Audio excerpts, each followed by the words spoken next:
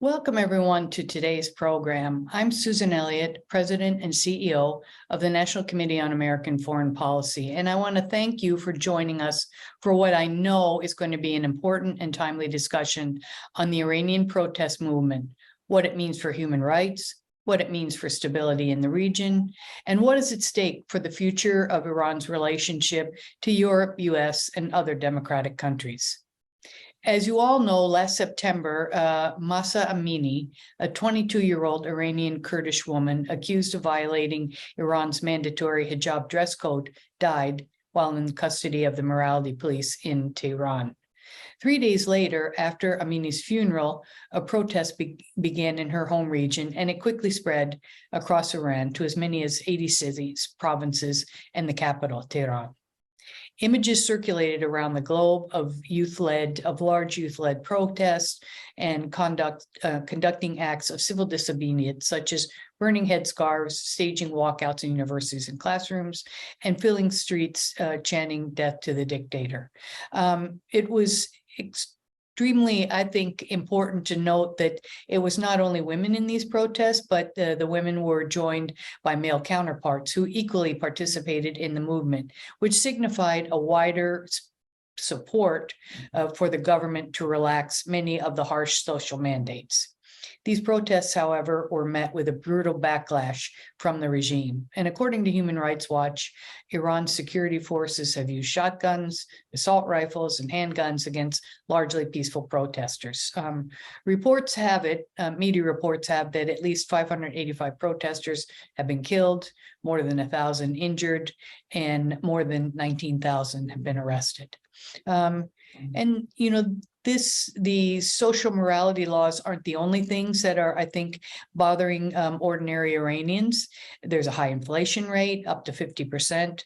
There's a 15% reduction in household spending. There's high youth unemployment. And reports say that over 30% of Iranians live on about $3 a day. But today the protests continue in smaller numbers, and they're more directed toward the actions of the government, forced confessions, public executions, and the government appears to continue those repressive actions. So I guess today what we want to look at is and try to answer some questions, try to figure out how we got to where we are, but how long can the regime continue these drastic measures, and what are the domestic, regional, and international consequences that we can predict and try to assess and assist with the people of Iran. So joining us, we've got a really great panel of experts today to be able to discuss the current historical and political environment in Iran. And I'll first start with Dr. Faruza Kashani Sabet, and she is the Walter H. Annenberg Professor of History at the University of Pennsylvania. Her field of expertise is Iranian and Middle Eastern history.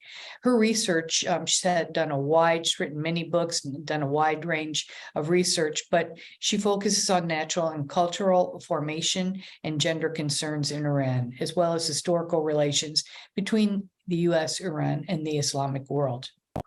We also have on our panel Ms. Suzanne Kianpour. She's an Emmy-nominated journalist, a lecturer in public diplomacy at UCLA, and a senior non-resident fellow at the Atlantic Council. And again, her area of study is Iran. She spent nearly a decade with the BBC covering foreign affairs, politics, and breaking news, and was posted in a wide variety of cities around the world, everything from Washington, London, and Beirut, and Los Angeles. Over the course of her career, she has landed and secured many exclusive interviews that some of you may have seen, with one with the Iranian Foreign Minister, Javad Zarif, and with President Obama to discuss the Iran nuclear deal back in 2015. We also have Ali Khamenei, who is with the International Crisis Groups Iran. He's the Iran's project director and senior advisor to the president of the International Crisis Group. He led the crisis group's efforts in helping to bridge gaps between Iran and the UN's permanent 5+1 Germany members that led to the landmark 2015 nuclear deal. He also served as a senior political affairs officer at the United Nations Department of Peace and Political and Peace Building. And finally, we have the moderator of today's discussion, Dr. Kelly J. Shannon. Dr. Shannon is Associate Professor of History and the Chastain Johnson Middle Eastern Studies Distinguished Professor of Peace at Florida Atlantic University. That's quite a mouthful, Kelly, but anyway, it's a great position that's well deserved. Since 2020, she's been the director of Florida Atlantic University's Peace, Justice, and Human Rights Initiative. And again, Kelly has written widely many articles and books, and she specializes in the history of U.S. foreign relations with particular attention to the 21st century and U.S. relations with the Islamic world. So as you can see, we've got a great group of panelists, and I'm going to stop talking. I just want to say a few things, technical points for all of you. Should you have a question today for the panelists, we ask that you use the Q&A box, which is located sort of the center and the bottom of your screen. And the moderator will take as much time as we can to answer the Q&As. And we will also, the NCAFP staff and I will be behind the scenes, helping to do the questions. So we'll have a discussion for probably 30 to 40 minutes and then take questions. Today's program, for if you know someone who has been unable to join us, will be recorded. It's on the record, and we will have it available in the coming days on the NCFP's YouTube channel. So with those technical details out of the way, I'm going to turn the discussion over now to Dr. Shannon. So Kelly, it's over to you. All right, thank you, Susan, for that introduction. Thank you all for coming today, and I'm just going to kick off the discussion with a question.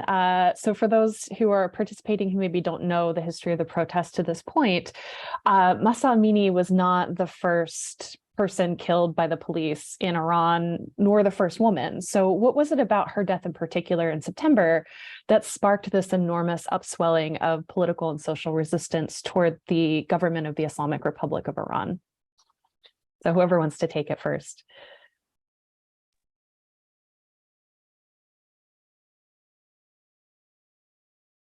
Well, I'll jump in. So since no one has, we are doing our typical Persian ta'arufing before we begin the panel. I would like to begin, though, first by thanking Ambassador Elliott, by Dr. Shannon, and my esteemed panelists here today for enabling this conversation.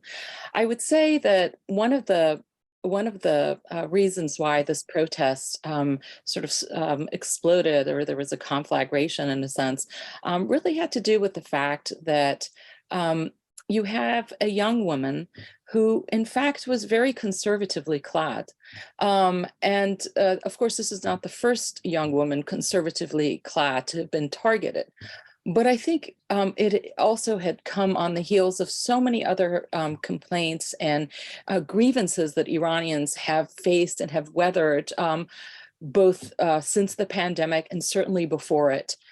And the outrageousness of it, the fact that, someone so young, so beautiful, with such a future before her, could be so brutally, attacked for in fact being very conservatively dressed, was something that really just sparked a kind of outrage that I think was right below the surface. I think it was a moment where people just exploded. This is not to say that there weren't other moments, but this was something that really, it had also to do with gender issues. It wasn't just general economic concerns, which are also a part of these protests, but it really was the symbolism of it, of the violence toward women, that just made people overwhelmingly angry, and justifiably so. Thank you.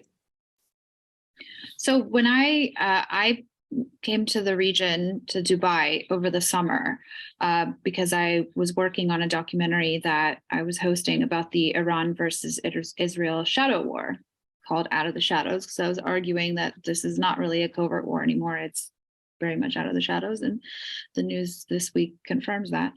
But when I arrived, it felt like it felt tense, and it felt like being in a tinderbox. And admittedly, I anticipated a kind of miscalculation in this shadow war between Iran and Israel, but I couldn't have necessarily predicted that that match in an already tense tinderbox was going to be something that actually was a pretty routine detention. I mean, detention over hijab and by the morality police is something that has happened throughout the course of the existence of the Islamic Republic. I mean, my last trip to Iran was in 2007, and I saw this with my own eyes. And I think what was interesting in the protests, that the art and the music that came out of the protests in the immediate aftermath of Mahsa Amini's death, was a kind of reflection of that pain and anguish. And like pretty much the answer to this question is in one song, and it was the song by Shervin Baroye. I mean, like, you don't even have to understand the language to just be moved and feel the pain. And in that song, he literally lists out every single reason why the people of Iran were protesting. And it was a wide range of issues and concerns that all pretty much the underlying common theme was this feeling of oppression and this feeling of isolation, and wanting to be able to express themselves, and also wanting to not feel shame of not being able to afford to feed themselves, and reasons for that. You know, there's loads of time to get into what the reasons behind that is. Kelly, if I also may add a few points, and first let me start by thanking NCAFP for organizing this timely discussion and for inviting me to be on panel with Suzanne and Firouzeh, for whom I have a lot of respect. Look, the reality is that there is a culture of protest in Iran. All throughout the 4 decades of the Islamic Republic, there have been many protests, some of them bigger in scale, like in 2009, the Green Movement, which also saw serious elite divisions at the time. But I would say, the protests are becoming more frequent and more ferocious, simply because the regime has proven completely unable to address the pent-up grievances of the population. And so if I would go as far as saying that if we had not gone into the COVID period, this would have happened much earlier, because the society was already a tinderbox at the mercy of a trigger. Which of course Mahsa Amini's tragic death at the hands of the morality police caused it. But it would have happened for many other reasons anyways, because the regime had created a situation in which basically there is a widespread sense of hopelessness about the future of the country, especially among the youth. I mean, imagine a situation in which we now have the rial, the Iranian currency, which is at its lowest historically, inflation at its highest historically.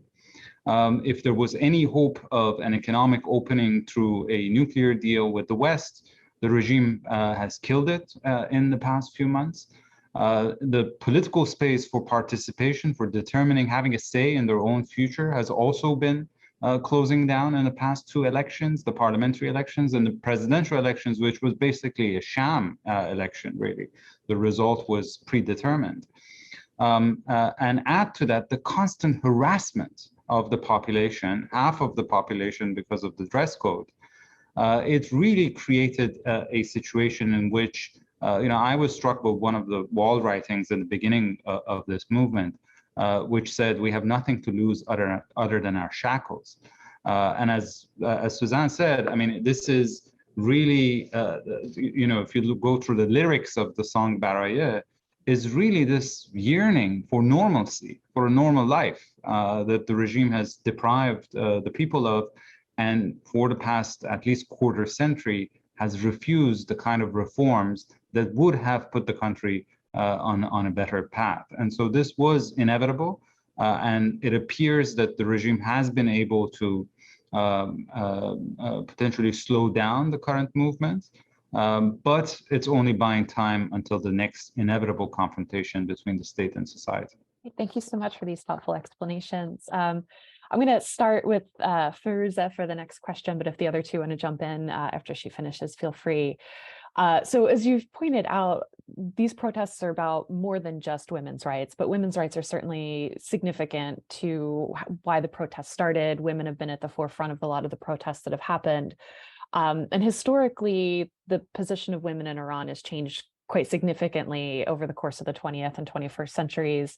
Before the 1979 revolution, women had made great strides toward equality in various ways with a women's movement that dated back quite some time.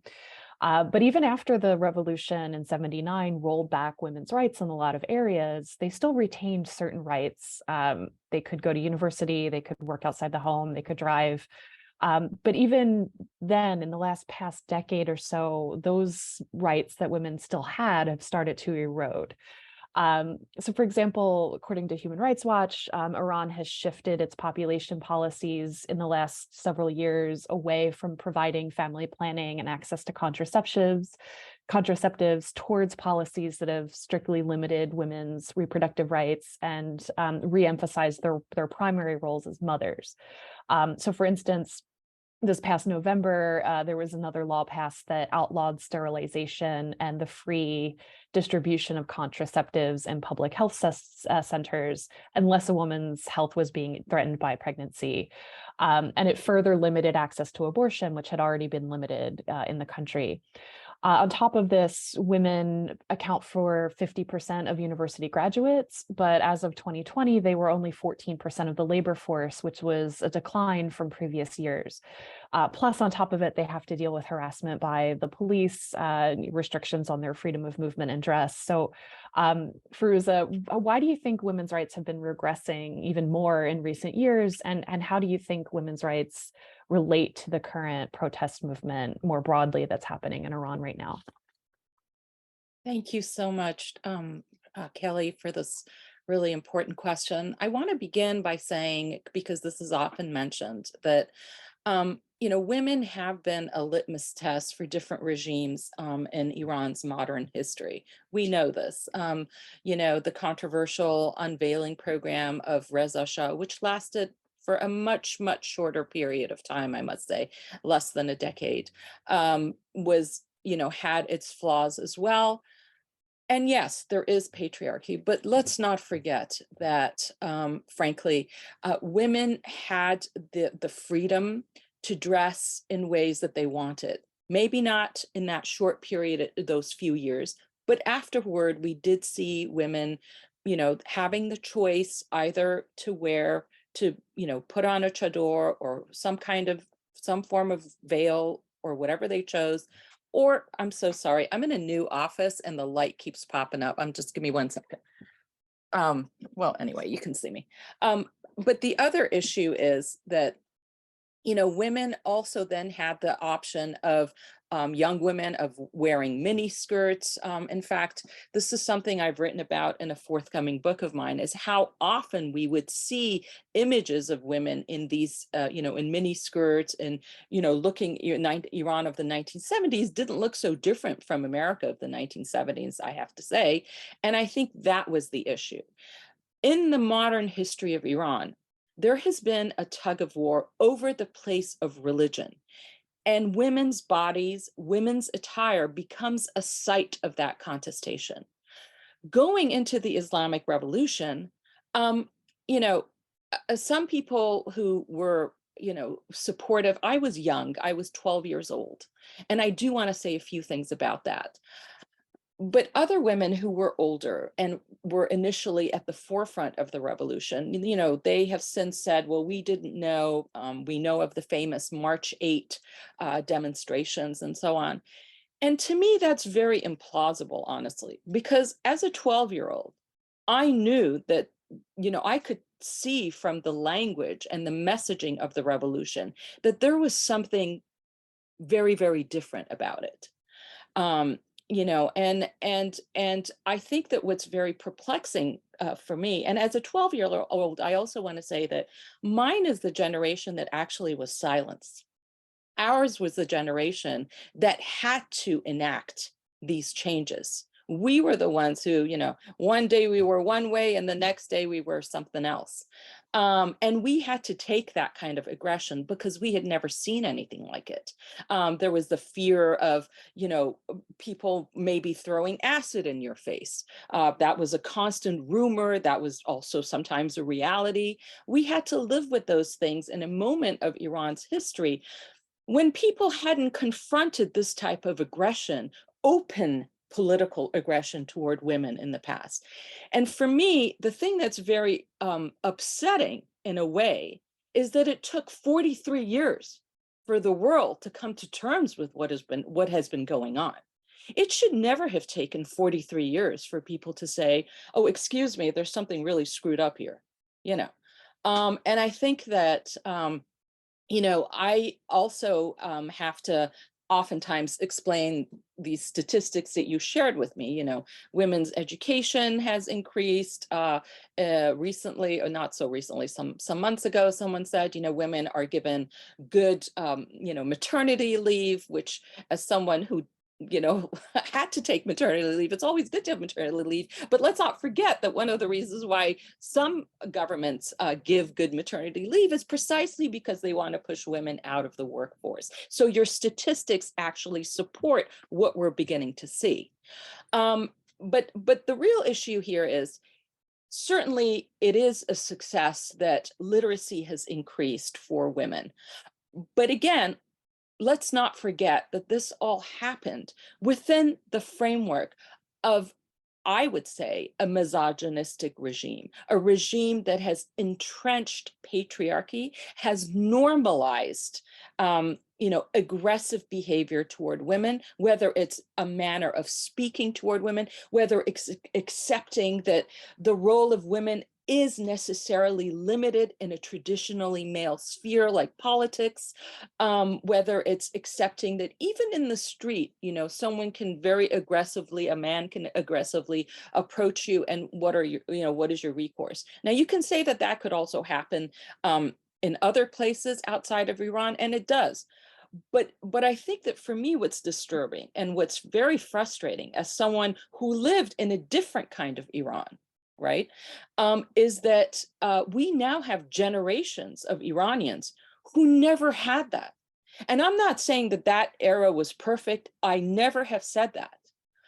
But I think that, not having the freedom of choice and not having a constitutional structure that protects these very basic and fundamental liberties of all Iranians, whatever their ethnicity, whatever their religion, whatever their gender, is really at stake and is the reason why this regime fundamentally cannot reform itself.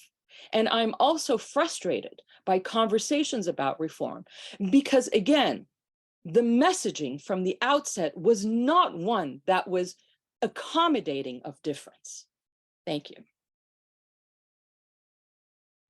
Thank you, Firouzeh. Ali or Suzanne, do you want to jump in? I recently published an article for Politico magazine called "The Women of Iran Are Not Backing Down." And I argue that effectively the regime underestimated the power and the will of the women.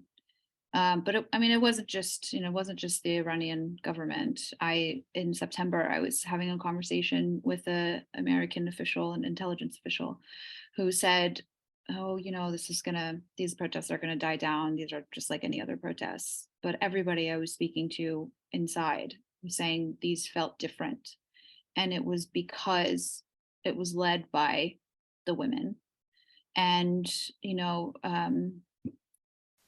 Firuza said that, mentioned the litmus test, and the kind of politics of fear is how the regime rules. And so there's been this push-pull kind of lever that's been used over the course of its existence, the Islamic Republic's existence. And that lever has been used against women, and in a way that has often looked like kind of seemingly relaxing rules of Islamic dress, but not officially, but just maybe not enforcing. And then suddenly, out of nowhere, morality police is out again. And so there's been this kind of push-pull, and it finally just snapped. I mean, it was really only a matter of time. And again, I kind of saw this like quiet pulling of the thread that is the literal kind of fabric of the regime, which is the hijab, that is a pillar of the Islamic Republic. I saw that kind of quietly being pulled over the course of, the 15 years that I've kind of been covering Iran.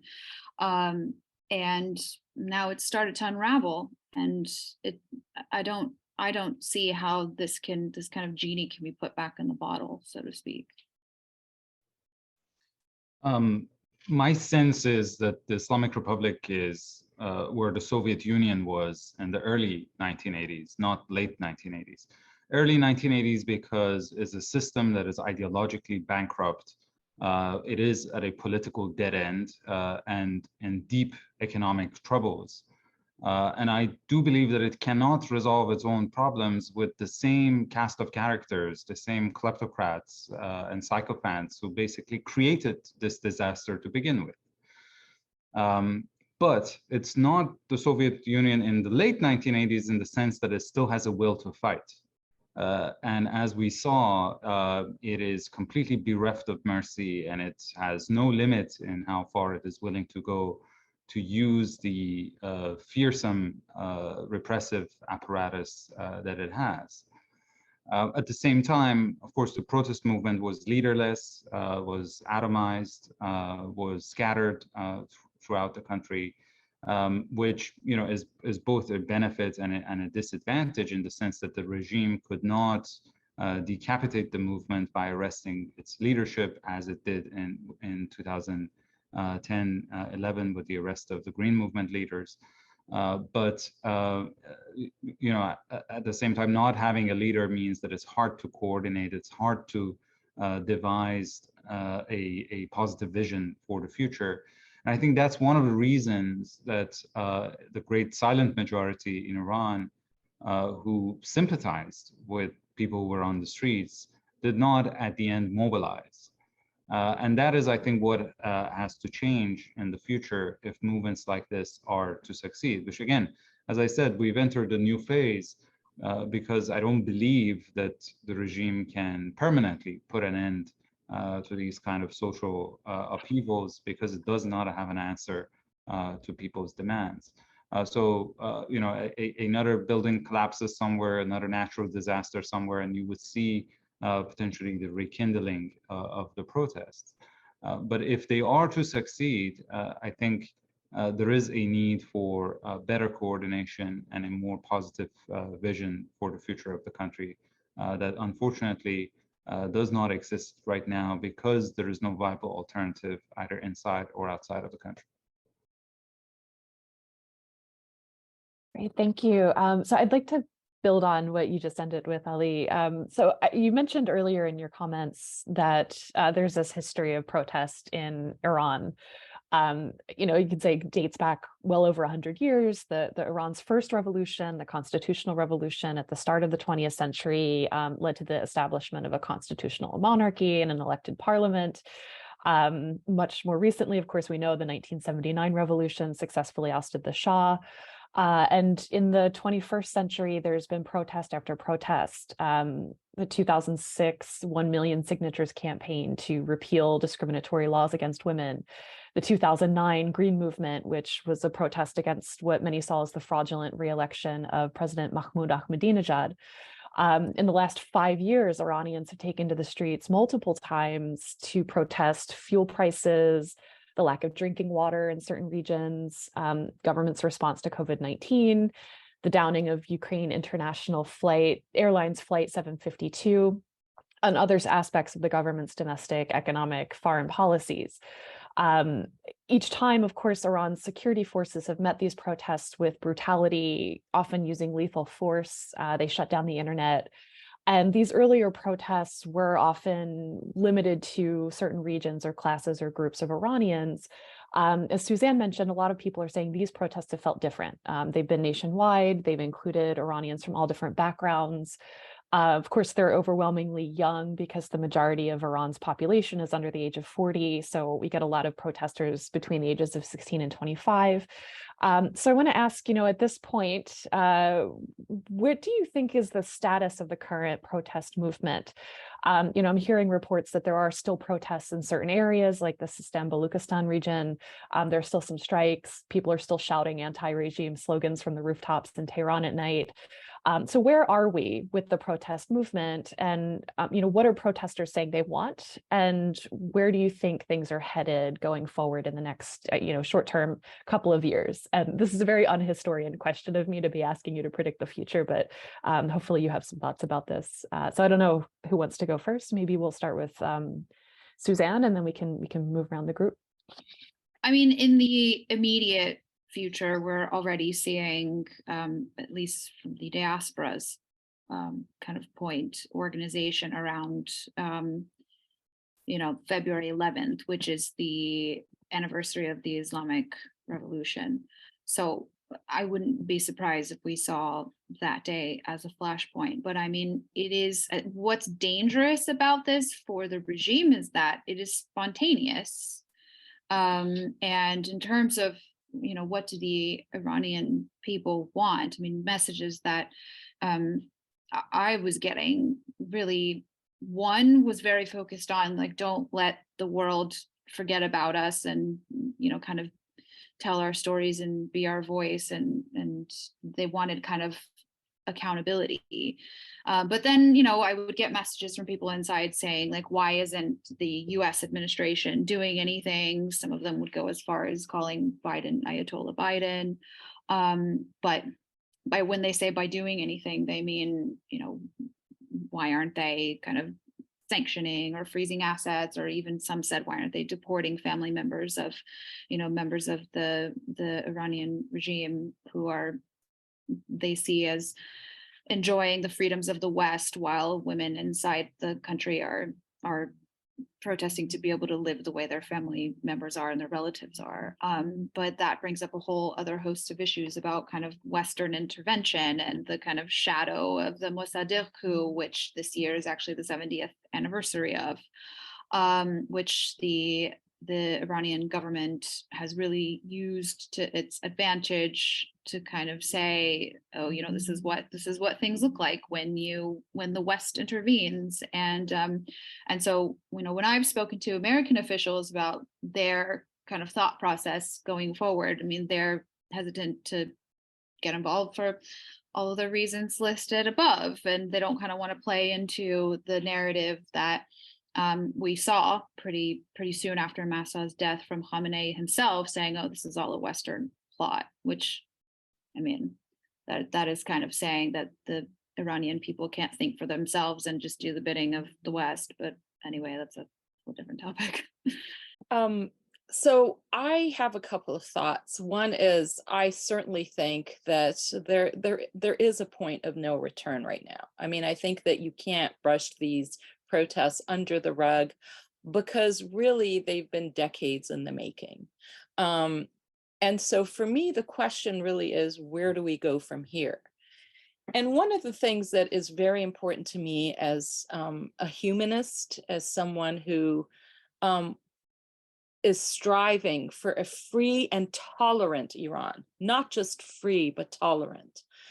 One of the things I hope that saner and cooler minds can work toward is a kind of national reconciliation, a kind of moment where, you know, there isn't this sort of rampant attempt to seek revenge all the time. I think when the Islamic Revolution took place, I've often viewed it as a very revenge-driven, initially, a very revenge-driven movement as well. And I think that that made it very limiting ideologically. I think that learning from the history of that movement and the violence that it brought in the initial months of the revolution, my fear always is that if you know, once the regime changes, that another sort of mass killing spree might take place. So I've always said that those of us who have the opportunity to speak, we have to remember what we want. And I can't speak for everybody, but I can certainly speak for myself. And what I hope for is a more humane, forgiving, compassionate political culture in Iran that will, on the one hand, recognize the travesties that took place, but it will do so without creating new crimes and travesties in the process. So, you know, for me, that's a really, really important point. And the way I see it is that this can only happen within the framework of a new constitutional structure. Whatever the people of Iran decide, whatever the groups want, I personally am not wedded to anything. It's not for me to decide, but it's giving people the opportunity to come together and decide that. And I don't think that because the movement doesn't have identifiable leaders, although some people claim to be its leaders, I think that that actually is, it creates a possibility. It creates a possibility for pluralism, the type of pluralism that I think many people are struggling with in Iran right now. Thank you. I absolutely share Firuz's vision for the future of the country. The problem is, how do we get there? And you know, we right now have a regime that it remains pretty coherent at the top. We did not see any kind of serious divisions, any kind of defections. And again, it's a regime that, as I said, has the will and the capability to repress. And I don't think that kind of very broad, amorphous leadership structure could succeed in facing up a regime like that. Now, again, that might change over the course of the next few years. The Supreme Leader is 84 years old. There will be the prospect of his succession in the near future, and other things can happen. It is possible that at some stage, given that the clerical establishment no longer brings any legitimacy to the table for the political order, that the Revolutionary Guards, which is the most powerful and most organized institution internally, pushes the clerics aside and basically takes over. There is the possibility that there will be military confrontation between Iran and Israel or the US, and that could be the tipping point. So things could happen in the future that might change this balance of power. But I want to just make two quick points about the role of the outsiders. And here I see kind of the West and also the Iranian exiled community. You know, when it gets to the West, first of all, I think the Biden administration has done plenty. If people don't see that, they're probably not well informed. You know, it's rare to see much more than Obama did in 2009. Absolutely, absolutely. There's, you know, I mean, at all levels, highest levels, in a consistent and continuous manner, you see that the administration has expressed sympathy, has expressed support for the Iranian protesters. It has used sanctions in both ways, by tightening them against the violators of human rights, and also by easing them to allow Iranian people better access to information. It has isolated Iran internationally. It has kicked Iran off the Commission on the Status of Women at the UN. It has helped create, for the first time, a UN mechanism to look into the brutality that the regime has used against the protesters. But there is a limit to how far the U.S. can go to help, and this is, some of the ideas that people have that the U.S. can midwife a transition to democracy in Iran in the same way that, for instance, it happened in South Africa. I think is completely misguided. South Africa was dependent on the West for its economic survival, and so the West had plenty of leverage that could use. And of course, in the South African context, you had Nelson Mandela that we currently don't have in Iran. You had, more importantly, I would even say, William de Klerk, which without whom a transition to democracy would have been much more difficult. None of those parallels exist in Iran. And unfortunately, I think the West has sanctioned itself out of leverage. It has penalized Iran for so many years that it has now very limited ability to impose additional pain. For instance, one of the key demands these days among the exiled community is to list the IRGC as a terrorist organization by the European Union. Well, the United States did that a few years ago. What's the practical impact other than actually making the IRGC more aggressive in the region and more repressive at home? And by the way, in terms of consequences of designating the IRGC at the EU level, they are already designated under weapons of mass destruction, non-proliferation designations, and there will be no difference whatsoever if they're listed under terrorism as well. And here is where I think the exiled community sometimes plays a more harmful role, because Firuz's vision of a more tolerant Iran should at least be crystallized by people who have been living in democracies, in Western democracies, for years and decades. Whereas, the concept of creating a big tent seems completely foreign to most of the loud voices in the exiled community. Anybody who disagrees with them at 5% is a collaborator of the regime. Whereas Khomeini managed to succeed in 1979 by being cunning enough to say that anybody who agreed with the revolutionaries at 5% was an ally. And that is why they managed to put together this coalition that toppled the Shah, which ranged from Islamists all the way to communists and Maoists in 1979.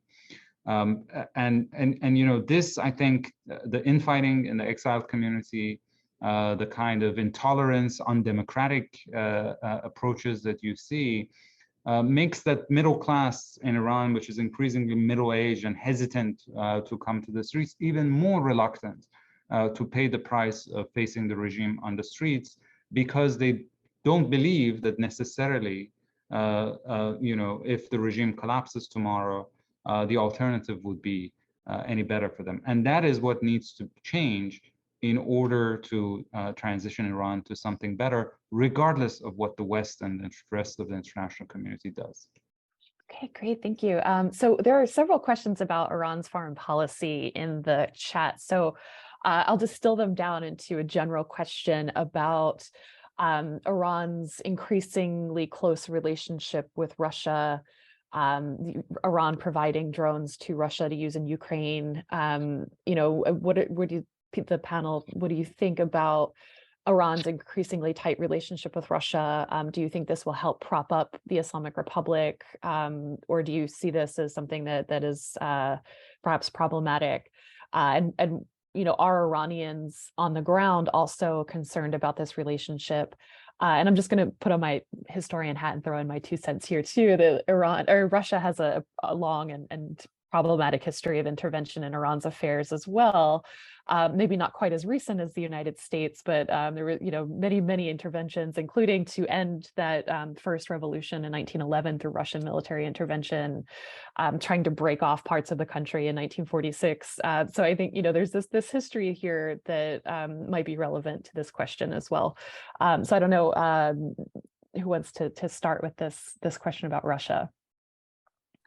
I mean, I would say on the broader kind of the question of what the people of Iran and the people protesting in Iran feel about Iranian foreign policy. I mean, we have seen protests around kind of the notion that sanctions relief from the nuclear deal was supposed to bring economic relief to the people of Iran, and they didn't really feel that, except a lot of the relief and funding ended up going to Iran's extracurricular activities in the region. So Iran's foreign policy has been a point of contention for the people of Iran and the protesters. You know, we've in the protests leading up to in the years leading up to last year, we would see signs on the streets about, you know, how money was going to Syria and Hezbollah and not to their actual people. Of course, you know, I would say Iran would welcome closer ties with authoritarian states like China and Russia that could provide it with a lifeline, that could provide it with the kind of conventional military technology that no other country is willing to provide to Iran. And now the relationship is kind of mutually beneficial because Iran also provides us know-how of circumventing U.S. sanctions to Russia and is providing it with drones that are being used against civilian infrastructure in Russia's war of aggression in Ukraine. But we also have to take into account the kind of vicious cycle that, again, Western policy plays a role in. It's easy to just put the blame on the other side. But the reality is the more the West isolates Iran, the more the West pushes Iran into the arms of Russia. And the closer Iran gets to Russia, there is more reason to sanction and isolate Iran. And this cycle continues feeding itself. And again, Iran, you know, throughout, you know this, Kelly, really well, throughout its recent history in the past 2-3 decades, Iranian foreign policy has been based on negative balancing between great powers. And this is the first time that Iran is kind of pivoting entirely to one side, despite the fact that the Chinese have stabbed them in the back in the past few years. We just learned, for instance, after the big contract that China had with Iran, it has only invested $185 million in the Iranian economy past year. And the Chinese president even questioned Iran's territorial integrity when he was visiting the UAE. And so on. So it hasn't really paid off that much, but you know, probably the Iranian leadership also believes that it doesn't have any alternatives. And just to kind of, I agree with what Suzanne and Ali have just very eloquently said. Of course, as a historian, need you ask how I feel about this? I mean, you know, of course I'm disturbed, you know, but I also think that this is a regime that has been very clever about ways of trying to stay in power and fight, you know, currents that are against it. But I think there's actually another question in your Q&A about, you know, what is it like, is Iran pro-USA or anti-USA? And I wanted to sort of answer that question in this way. Iran is for Iranians. And I think that that's something that behooves most observers of Iran to keep in mind. Iranians, like Americans, I've argued, are very nationalistic. And I think a regime that, you know, Iranians are not happy that, I mean, I can't speak for all of the country, but many Iranians are unhappy about the foreign policy choices in recent years that the regime has followed, precisely because they too are also undermining the independence of Iran. And yet, is there a choice?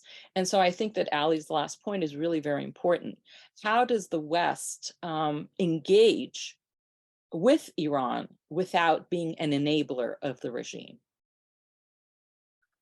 Thank you. I think that's a good place to end. I know we could talk about this all day, but we are coming close on 1 o'clock. So I'm going to turn the microphone back over to Susan Elliott.